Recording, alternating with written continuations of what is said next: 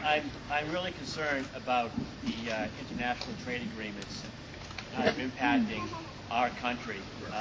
Right now, international corporations are suing state governments and municipal governments because those governments enact environmental standards and labor standards that have an impact on the profits of those companies.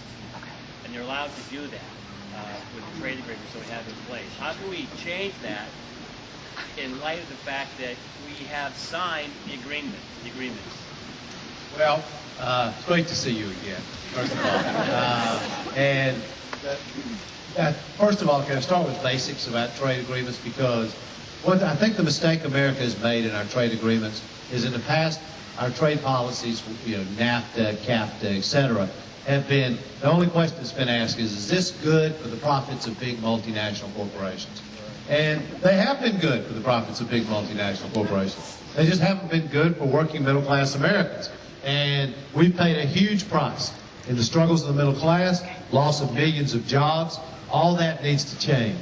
And what I would do as president is, the first question for me would be, is this good for working middle-class Americans? Is it good for jobs in America?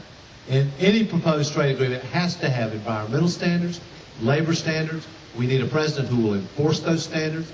We need to come down hard on China's manipulation of its currency, which allows them to dump cheap goods on the American market and makes it much more difficult for us to compete.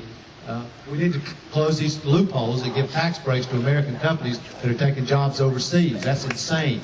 It makes absolutely no sense. So it's a combination of things. And then trade agreements that are in place, which is your issue, like NAFTA. I mean, we have all the market power in NAFTA. We can easily redo NAFTA. And that's exactly what we should do. Because if we have, since we're in a position of leverage and power, we should go back and renegotiate trade agreements like NAFTA to ensure that they meet the tests that I just talked about. Those are the things that I would do.